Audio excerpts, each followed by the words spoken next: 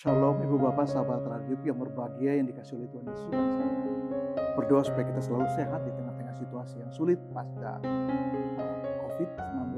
Kita berdoa supaya kita sehat dan Tuhan membuka jalan buat kita berjuang lagi dan meraih sesuatu yang indah dalam kehidupan kita, baik secara pribadi, personal maupun secara keluarga, bahkan pelayanan. Hari kita bersyukur kita bahas tema penting, yaitu dalam kasus konseling. Ada keluarga-keluarga yang mengalami kesulitan keuangan. Pertanyaannya adalah, bagaimana pastor kita menghadapi masalah keuangan dalam rumah tangga? Saya baca tuh ayat dari Amsal 19 ayat 17, firman Tuhan berbunyi, siapa menaruh belas kasihan kepada orang lemah, memiutangi Tuhan yang akan membalas perbuatannya itu.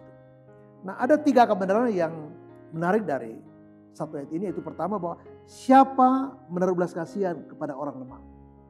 Nah, ini penting. Apakah kita punya belas kasihan yang tulus di mata Tuhan kepada orang-orang lemah, menolong, membantu, mendoakan, mengasih beritakan Injil, ya kita selalu ada buat mereka. Apakah kita melakukan itu? Yang kedua, kita akan memiutangi Tuhan. Kok bisa ya? Nah, ini kebenaran. Jadi artinya ketika kita berbuat baik kepada seseorang seperti yang Tuhan inginkan, maka itu sama dengan kita memiutangi Tuhan. Nah, yang ketiga, Tuhan akan membalas perbuatan kita.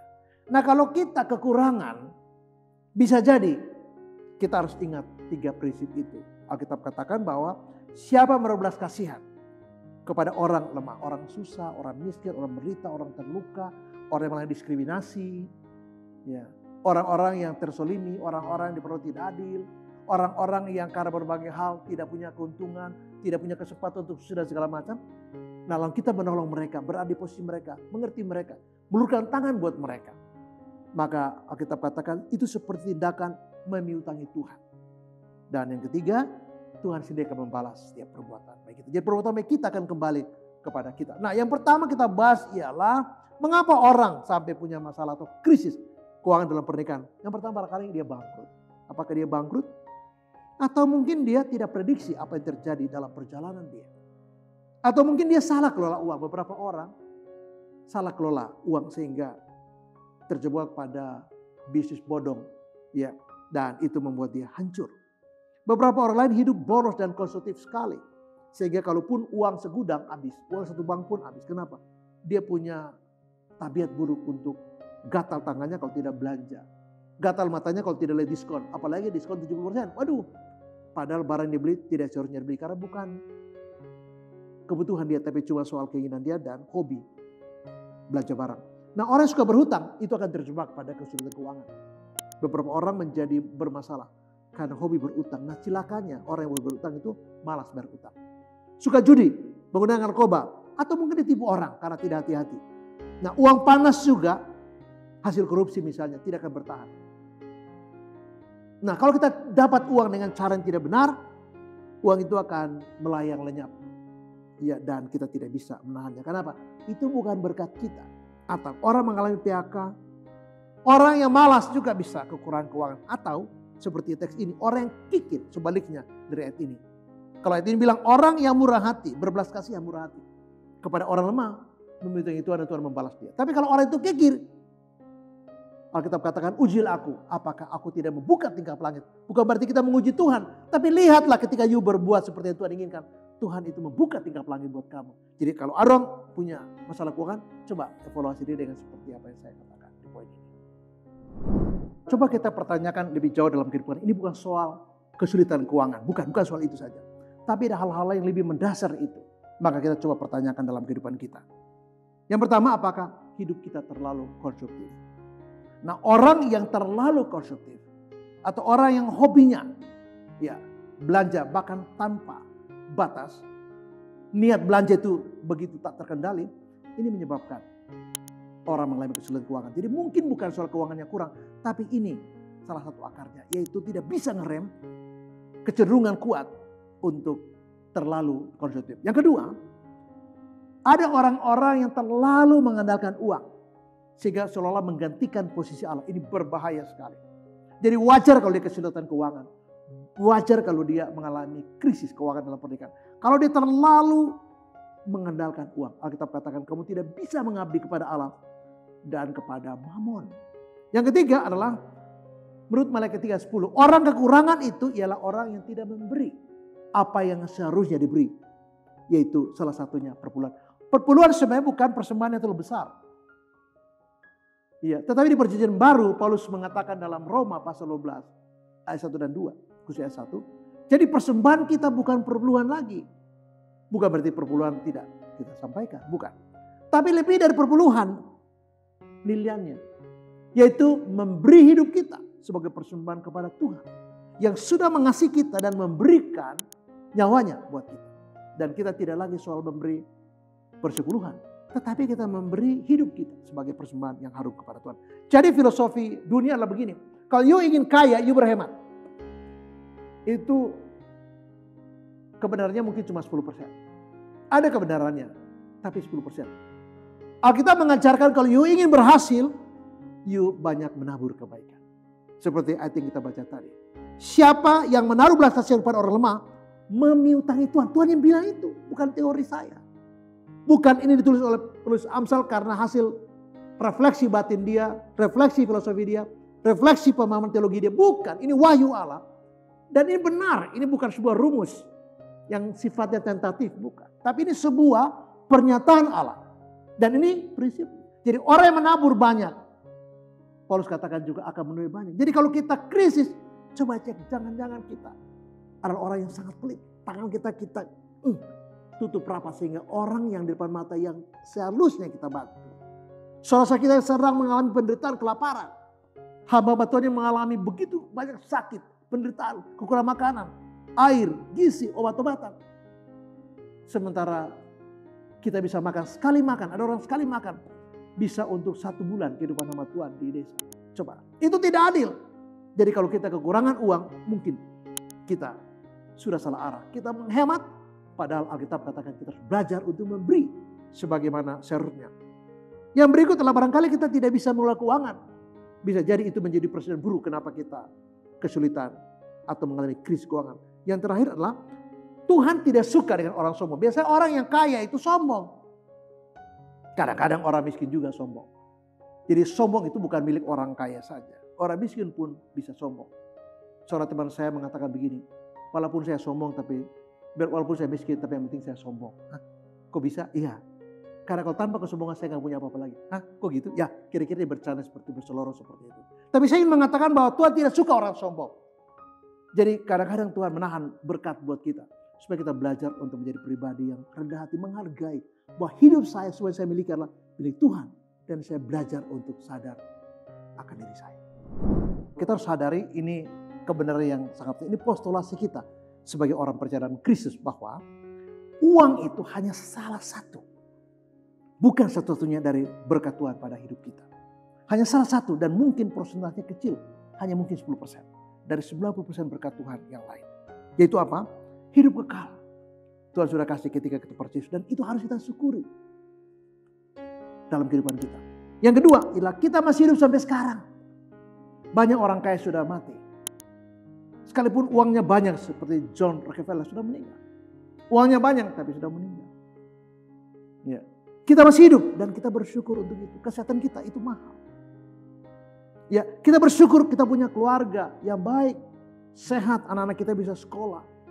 Sekalipun kita tidak punya uang, anak-anak diberi Tuhan otak yang cerdas. Sehingga mereka dapat beasiswa. Dan mereka bisa menyelesaikan pendidikan yang baik dan perguruan tinggi yang baik. Dan itu berkat Tuhan buat kita. Teman-teman yang baik. Yang selalu memberi supporting buat kita. Kita bersyukur karena kita punya pekerjaan yang baik. Pekerjaan yang baik itu bukan jabatan. Tapi kita bisa bekerja dengan baik. Itu pekerjaan yang baik. Ya.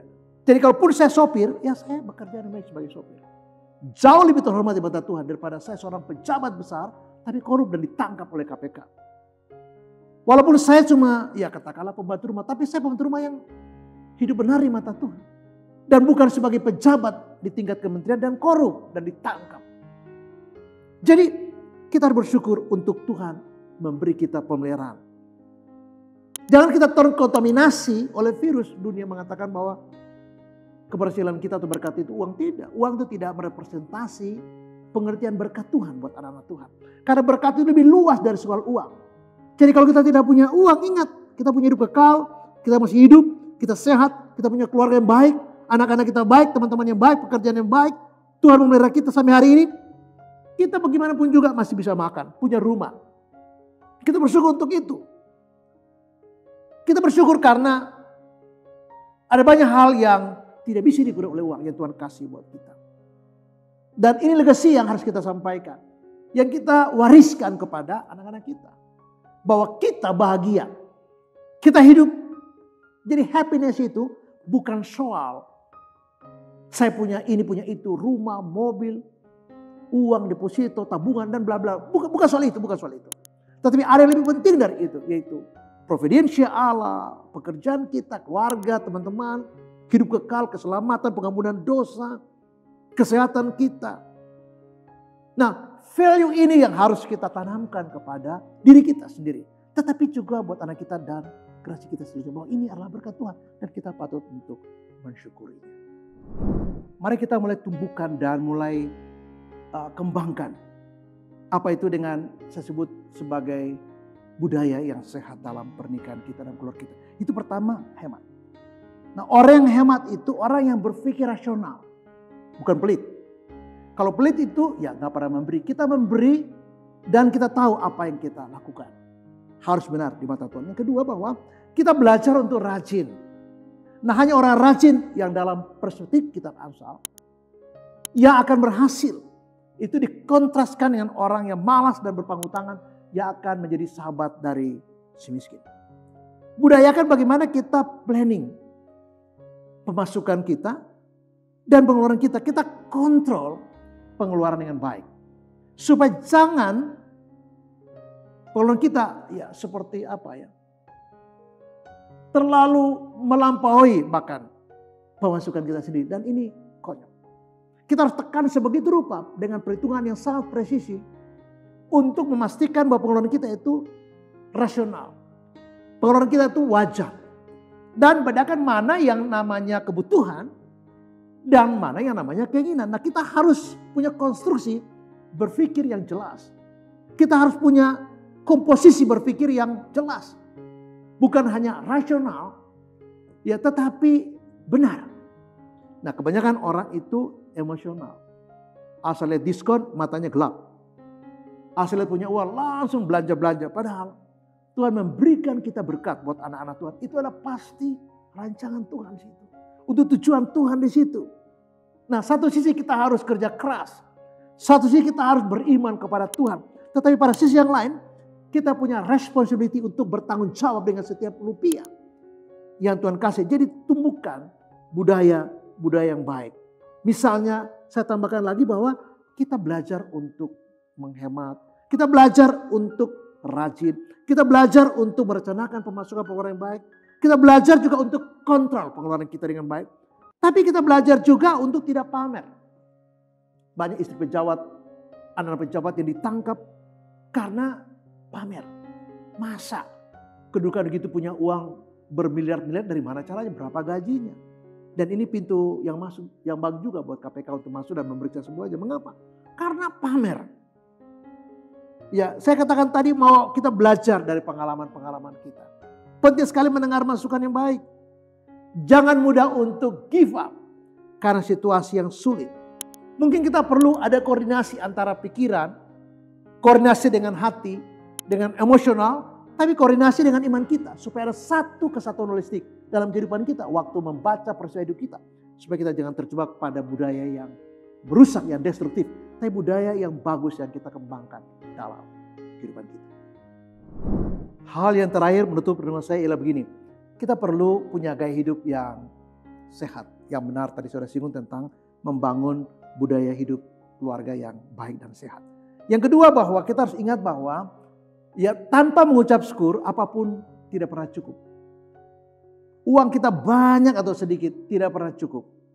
Yang bisa cukup ketika kita belajar bersyukur. Nah, bersyukur penting buat kita. Dan yang terakhir saya ingin mengatakan begini. Coba kita cek kalau kita boros, perbaikilah. Coba cek kalau mungkin kita punya kebiasaan buruk, misalnya tidak pernah menabung atau apa. Coba cek dan perbaiki itu. Kenapa? Karena ketika Tuhan memberi kita berkat, Tuhan juga mau kita belajar bertanggung jawab dengan berkat yang Tuhan kasih. Bahkan itu sesen pun kita belajar untuk bertanggung jawab. Mengapa? Di situ ada tujuan Tuhan, mengapa Tuhan memberkati kita. Dan saya berdoa supaya kita belajar dari setiap krisis, termasuk krisis keuangan, kesulitan keuangan, untuk bertumbuh menjadi pribadi yang bertanggung jawab dengan berkat yang Tuhan percayakan. Terus memberkati dan shalom. Amin.